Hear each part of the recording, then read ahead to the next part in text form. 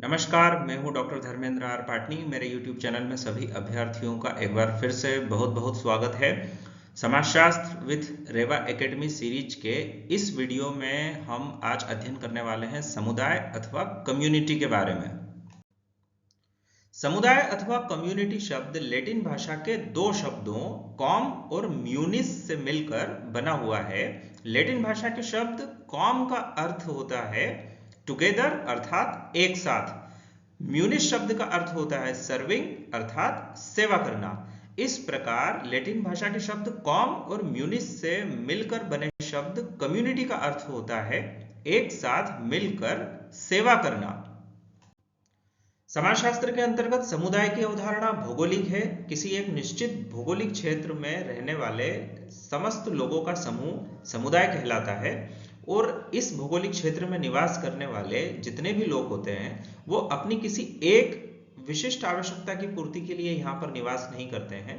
वास्तव में वे अपना पूरा जीवन सामान्य तरह से यहीं पर यापन करते हैं, बिताते हैं और सभी लोग मिलकर के समुदाय की समस्त आवश्यकताओं की पूर्ति में अपने अपने स्तर पर सहयोग प्रदान करते हैं। किसी भी एक निश्चित भौगोलिक क्षेत्र में जितने भी लोग रहते हैं उनकी सबकी तमाम तरह की आवश्यकताएं और जरूरतें होती हैं।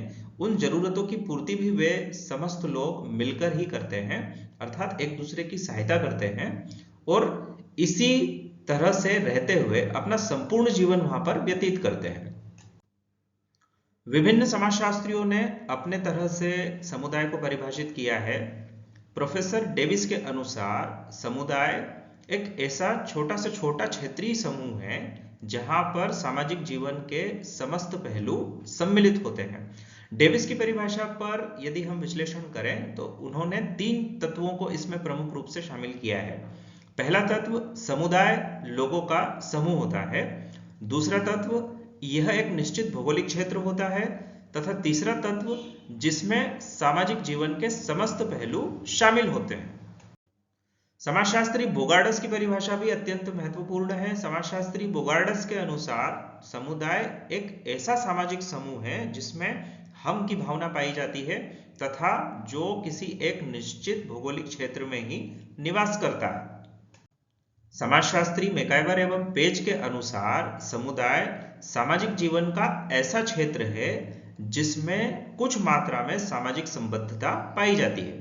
सामाजिक संबद्धता को मैकाइवर पेज ने अपनी परिभाषा और व्याख्या में महत्वपूर्ण स्थान दिया है। यहाँ पर सामाजिक संबद्धता से आशय उस जुड़ाव से है जो उस भौगोलिक क्षेत्र में रहने वाले विभिन्न लोग या फिर उपस्थित विभिन्न समूह और उपसमूह के बीच में व्याप्त होता है। विभिन्न समूह, उपसमूह और उस क्षेत्र में रहने वाले समस्त लोग और जन वास्तव में अपने विशेष हित की पूर्ति के लिए ही वहां पर निवास नहीं करते हैं, अपितु अपने संपूर्ण जीवन को वहीं पर व्यतीत करते हैं और जो दिन प्रतिदिन का जीवन है उसमें जितनी भी गतिविधियां हैं उसमें सामान्य रूप से सभी अपनी भागीदारी को भी सुनिश्चित करते हैं। आइए अब हम समुदाय की विशेषताओं के बारे में बात करते हैं। जैसा कि हमने समुदाय के अर्थ और परिभाषाओं से यह समझ लिया है कि एक निश्चित भौगोलिक क्षेत्र में रहने वाला जनसमूह समुदाय कहलाता है।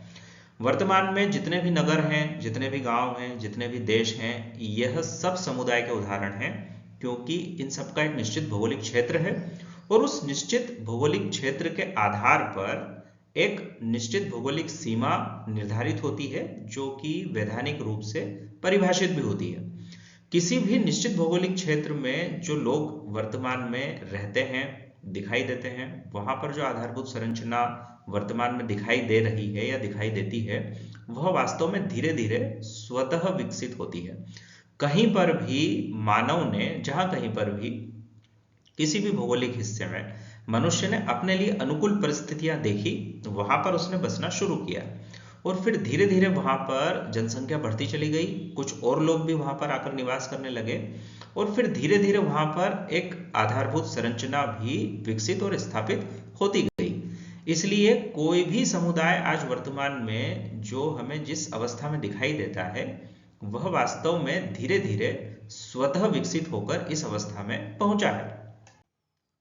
स्वतः विकास की प्रक्रिया के माध्यम से जब कोई भी समुदाय अपने एक निश्चित और विशिष्ट आकार और स्वरूप को प्राप्त करता है तो वह सदैव के लिए होता है, अर्थात समुदाय स्थायी प्रकृति के होते हैं।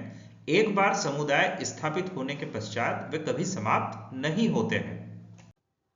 समस्त समुदायों का अपना कोई न कोई एक निश्चित और विशिष्ट नाम होता है। जैसा कि मैंने बताया, समस्त गांव, समस्त शहर और समस्त देश समुदाय के उदाहरण हैं। इस प्रकार से देवास, इंदौर, शहडोल, होशंगाबाद, मध्य प्रदेश, उत्तर प्रदेश, बिहार, भारत, नेपाल, चीन, भूटान, ये सभी जिले और सभी प्रदेश और सभी देश जो हैं वो समुदाय के अंतर्गत आते हैं, समुदाय के उदाहरण है, और सबका इनका अपना एक विशेष नाम भी है जिससे ये पहचाने जाते हैं। चूंकि समुदाय की अवधारणा भौगोलिक है, एक निश्चित भौगोलिक क्षेत्र में रहने वाले लोगों का समूह समुदाय कहलाता है, और निश्चित भौगोलिक क्षेत्र को हम देख सकते हैं, उसका एक विशिष्ट आकार और एक स्वरूप होता है, इसलिए समुदाय को एक मूर्त संगठन माना गया है। किसी भी समुदाय में जितने भी लोग निवास करते हैं वे अपने जीवन की एक या दो विशिष्ट आवश्यकताएं या फिर उद्देश्यों को ही पूरा नहीं करने के लिए वहां पर रह रहे होते हैं। वास्तव में वे अपने जीवन पर्यंत जितनी भी आवश्यकताएं हैं उन सब आवश्यकताओं की पूर्ति के लिए सामान्य तरह से अपना संपूर्ण जीवन वहीं पर व्यतीत करते हैं। वे स्थायी रूप से वहां पर रच बस गए होते हैं, अर्थात उनके बच्चों की शिक्षा हो, चाहे स्वास्थ्य सेवाओं की पूर्ति हो, या फिर बैंकिंग सेवाओं की, या जरूरत पड़ने पर न्यायिक सेवाओं की आवश्यकता हो, ये सामान्यतः समस्त प्रकार की आवश्यकताओं की पूर्ति सभी लोगों की उसी समुदाय के भीतर ही होती है। अर्थात समुदाय कोई एक विशिष्ट उद्देश्य लेकर के अपने इस वर्तमान आकार और स्वरूप में नहीं आया है।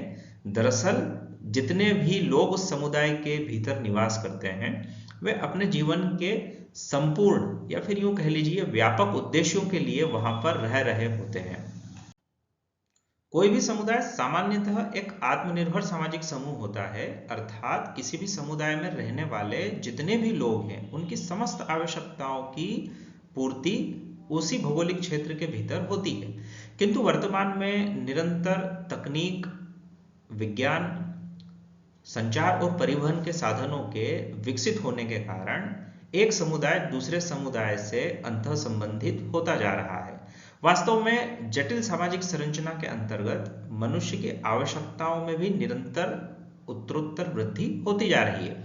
इसलिए अब वर्तमान में चूंकि संपूर्ण दुनिया ही एक ग्लोबल विलेज के रूप में परिवर्तित हो रही है, इसलिए सारे देश भी एक दूसरे से अंतरराष्ट्रीय व्यापार के माध्यम से और विदेश नीति के माध्यम से जुड़ गए हैं। इसलिए इस युग में सामान्यतः तो समुदाय आत्मनिर्भर है, किंतु कुछ विशिष्ट आवश्यकताओं और जरूरतों के लिए और बाजार की जो है आवश्यकताओं के लिए, या फिर यूं कह लीजिए नवीन जटिल अर्थव्यवस्था के कारण सारे समुदाय एक दूसरे से कहीं न कहीं अंतर संबंधित होते हैं और अंतर्निर्भर भी होते हैं।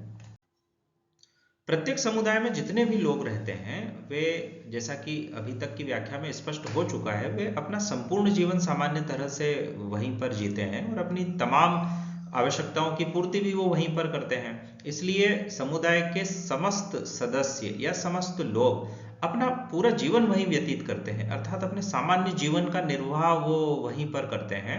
और प्रत्येक समुदाय के कुछ विशेष नियम भी होते हैं, कुछ प्रथाएं, कुछ परंपराएं भी किसी ग्रामीण समुदाय से जुड़ी हुई हो सकती हैं, उसकी उत्पत्ति को लेकर भी कुछ इतिहास हो सकता है, और कुछ इस तरह की परंपराएं भी हो सकती हैं जो कि उस समुदाय के रहने वाले सभी लोग उसका पालन अनिवार्य रूप से करते हों। समाज में रहने वाला प्रत्येक व्यक्ति किसी न किसी भौगोलिक क्षेत्र में तो अवश्य निवास करता है, और प्रत्येक भौगोलिक क्षेत्र और उसकी सीमाएं किसी न किसी नियम अथवा विशेष अधिनियम अथवा विधान के द्वारा परिभाषित और निर्धारित होती है। अर्थात मनुष्य कहीं पर भी निवास कर रहा हो वह किसी न किसी समुदाय का सदस्य होता ही है।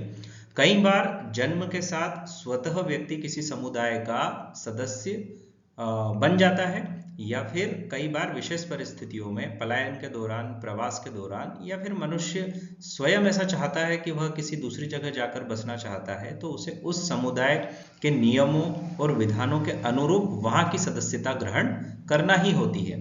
कुल मिलाकर सार यह है कि व्यक्ति बिना किसी समुदाय की सदस्यता प्राप्त किए हुए समाज में अपना जीवन यापन नहीं कर सकता है। अब हम बात करेंगे समुदाय के आधार के बारे में। समाजशास्त्रीय व्याख्याओं में समुदाय के 3 आधार माने गए हैं: व्यक्तियों का समूह, निश्चित भौगोलिक क्षेत्र और सामुदायिक भावना। अब तक की प्रस्तुत व्याख्या में हम यह तो स्पष्ट तौर पर समझ चुके हैं कि समुदाय एक निश्चित भौगोलिक क्षेत्र है और उस निश्चित भौगोलिक क्षेत्र में रहने वाले लोगों का समूह ही समुदाय कहलाता है। अर्थात लोगों के समूह के बिना समुदाय का अस्तित्व संभव नहीं है। केवल निश्चित भौगोलिक क्षेत्र समुदाय को निर्मित नहीं करता है। उस निश्चित भौगोलिक क्षेत्र में जब लोग रहेंगे तभी वह समुदाय के स्वरूप में या अस्तित्व में वह भौगोलिक क्षेत्र आ पाता है। समुदाय का तीसरा महत्वपूर्ण और प्रमुख आधार है सामुदायिक भावना। सामुदायिक भावना के अंतर्गत हम की भावना की अभिव्यक्ति सबसे महत्वपूर्ण तत्व है। यह हम की भावना की अभिव्यक्ति समुदाय के समस्त निवासियों के द्वारा अभिव्यक्त की जाती है। हम सब हिंदुस्तानी या हम सब भारत के लोग हम की भावना की अभिव्यक्ति का एक सर्वश्रेष्ठ उदाहरण है। हम की भावना की अभिव्यक्ति को एक और उदाहरण से समझा जा सकता है। यदि मान लीजिए कि भारत के 2 निवासी अमेरिका में संयोग से मिलते हैं, वो पर्यटन के लिए गए हैं या और किसी अपने शैक्षणिक या व्यावसायिक काम के लिए गए हैं, और वहां पर उन दोनों की संयोगवश मुलाकात होती है, और बातों ही बातों में जब यह पता चलता है कि वे दोनों भारत के हैं, और फिर आगे वार्ता में यह भी पता चलता है कि वे दोनों मध्य प्रदेश के हैं, और फिर आगे और वार्ता के दौरान यह पता चलता है कि वे दोनों इंदौर ही शहर के हैं, तो जैसे ही पता चलता है कि वे मध्य प्रदेश के हैं, फिर जैसे ही एक दूसरे को यह पता चलता है कि वे इंदौर के हैं, तो वैसे वैसे उनकी वह सामुदायिकता की भावना, हम की भावना की अभिव्यक्ति, जिसे अंग्रेजी में वी फीलिंग कहते हैं, उसकी तीव्रता और इंटेंसिटी बढ़ती चली जाती है। फिर वे प्रदेश में या दूसरे देश में एक दूसरे के प्रबल रूप से सहयोगी हो जाएंगे, एक दूसरे की सहायता, हर संभव सहायता जो है वह अनिवार्य रूप से करने की कोशिश करेंगे। या फिर ये कह लीजिए कि एक ही शहर के, एक ही गांव के निवासी या फिर एक ही देश के निवासी हो, समय समय पर विभिन्न क्रियाओं के दौरान, अंतःक्रियाओं के दौरान अपनी बातों में यह अभिव्यक्त करते हैं कि हम सब इंदौरवासी हैं या हम सब बीजलपुर गांव के निवासी हैं, हमारी यह पहचान है, बीजलपुर गांव की यह विशेषता है, या फिर हम सब भारत के लोग या हम सब भारतवासी जो है अपनी पुरातन संस्कृति पर गर्व करते हैं। इसी तरह की कई प्रकार की तमाम अभिव्यक्तियां वी फीलिंग या हम की भावना की अभिव्यक्ति कहलाती है। सामुदायिकता की भावना के अंतर्गत दायित्व निर्वाह का भाव या दायित्व निर्वाह की भावना दूसरा महत्वपूर्ण तत्व है। दायित्व निर्वाह की भावना के द्वारा समुदाय का प्रत्येक सदस्य अपने समुदाय की एक विशिष्ट पहचान को कायम करने के लिए कहीं न कहीं, किसी न किसी स्तर पर छोटा, बड़ा या विशिष्ट योगदान अवश्य प्रदान करता है। उदाहरण के लिए इंदौर शहर यदि पूरे देश में सफाई व्यवस्था में नंबर 1 का स्थान प्राप्त करता है, तो इसमें कहीं न कहीं सभी सदस्यों की, इंदौर के सभी निवासियों की महत्वपूर्ण भूमिका है। इंदौर के समस्त निवासी अपने घर के कचरे को गीले और सूखे कचरों में अलग अलग बांटकर इकट्ठा करते हैं तथा समस्त जो नागरिक हैं इंदौर के, वे जिम्मेदारी से कचरा घर घर इकट्ठा करने वाले सफाई मित्रों को वह कचरा अलग अलग प्रदान करते हैं। सामुदायिकता की भावना में तीसरा महत्वपूर्ण तत्व है समुदाय के सभी सदस्यों का आपस में एक दूसरे से जुड़ा होना, प्रत्यक्ष रूप से या अप्रत्यक्ष रूप से। वास्तव में किसी भी समुदाय के भीतर निवास करने वाले समस्त सदस्य या फिर समस्त नागरिक वे अपनी समस्त आवश्यकताओं की पूर्ति स्वयं नहीं कर सकते हैं, इसलिए उन्हें अपने जीवन की विभिन्न और सामान्य आवश्यकताओं के लिए समुदाय के ही दूसरे सदस्यों पर निर्भर रहना पड़ता है। विभिन्न प्रकार की सेवाएं, विभिन्न प्रकार के कार्य एक दूसरे के लिए करते हैं। इस प्रकार से समुदाय के सभी सदस्य आपस में कहीं न कहीं प्रत्यक्ष रूप से या अप्रत्यक्ष रूप से अंतः संबंधित भी होते हैं और अंतर्निर्भर भी होते हैं। अब बात करते हैं सीमावर्ती समुदाय की। समाजशास्त्र के अंतर्गत सीमावर्ती समुदाय की अवधारणा को प्रस्तुत करने का श्रेय समाजशास्त्री विद्वान मैकआइवर पेज को जाता है। मैकआइवर पेज के अनुसार कुछ सामाजिक समूह ऐसे होते हैं जिनमें कुछ विशिष्ट विशेषताएं जो कि समुदाय की हैं वे होती हैं, अर्थात ऐसे सामाजिक समूह जो समुदाय की कुछ विशेषताओं को धारण करते हैं किंतु समस्त विशेषताओं को धारण नहीं करते हैं। इसलिए कुछ विशिष्ट विशेषताओं को धारण करने के कारण ऐसे समूह समुदाय की भांति दिखाई देते हैं अथवा प्रतीत होते हैं, किंतु वे पूर्ण रूप से समुदाय नहीं होते हैं, किंतु कुछ विशेषताएं उनमें समुदाय की होती हैं। इसलिए ऐसे सामाजिक समूहों को मैकआइवर पेज ने सीमावर्ती समुदाय की संज्ञा प्रदान की है। उन्होंने इसके दो उदाहरण बताए हैं, जेल और पड़ोस। जेल अर्थात कारागृह। कारागृह अथवा जेल की एक निश्चित भौगोलिक सीमा होती है और उसमें कुछ लोग निवास भी करते हैं। इस आधार पर मैकआइवर पेज ने यह कहा है कि चूंकि जेल की भौगोलिक सीमा है और उसके अंदर निवास करने वाले लोग होते हैं या उन लोगों का एक समूह उसके अंदर निवास करता है, इस आधार पर जेल को एक समुदाय माना जा सकता है, किंतु और दूसरी विशेषताओं के नहीं होने के कारण मैकआइवर पेज इसे सीमावर्ती समुदाय कहते हैं। किंतु दूसरे विभिन्न समाजशास्त्री मैकआइवर पेज की इस बात को स्वीकार नहीं करते हैं। मैकआइवर पेज की इस बात के विरुद्ध दूसरे समाजशास्त्रियों का यह तर्क है कि चूंकि जेल वास्तव में एक समिति है जो कि समुदाय के अंतर्गत आता है और कुछ विशिष्ट उद्देश्यों की पूर्ति के लिए ही इस समिति की स्थापना की गई है। कारागृह के अतिरिक्त पड़ोस को भी मैकआइवर एवं पेज ने सीमावर्ती समुदाय माना है। वास्तव में मैकआइवर पेज ने कहा है कि आदिम समाज और ग्रामीण समाज के पड़ोस को ही सीमावर्ती समुदाय में शामिल किया जाना चाहिए, क्योंकि आदिम समाज और ग्रामीण समाज में कुछ अड़ोस पड़ोस के 2 या 4 या 6 घरों का दायरा होता है जिसको पड़ोस माना जाता है और उससे दूर के घरों को पड़ोस में शामिल नहीं किया जाता है।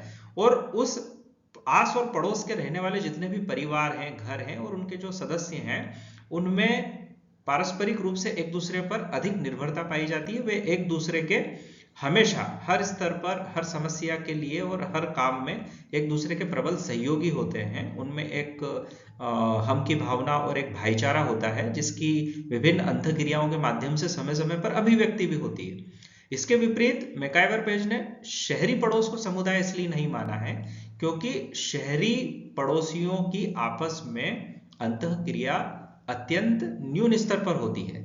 वे एक दूसरे को कई बार जानते और पहचानते भी नहीं हैं, इसलिए शहरी पड़ोस को सीमावर्ती समुदाय के अंतर्गत शामिल नहीं किया जाता है।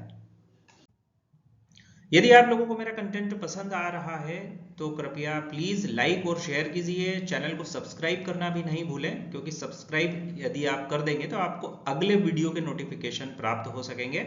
समाजशास्त्र विद रेवा एकेडमी सीरीज में समाजशास्त्र के विभिन्न विषयों पर बहुत जल्द अगले वीडियो प्रस्तुत होंगे, तो अध्ययन के लिए और तैयारी के लिए बने रहिए रेवा एकेडमी के साथ में। आप सभी अभ्यर्थियों का समय शुभ हो। बहुत बहुत धन्यवाद।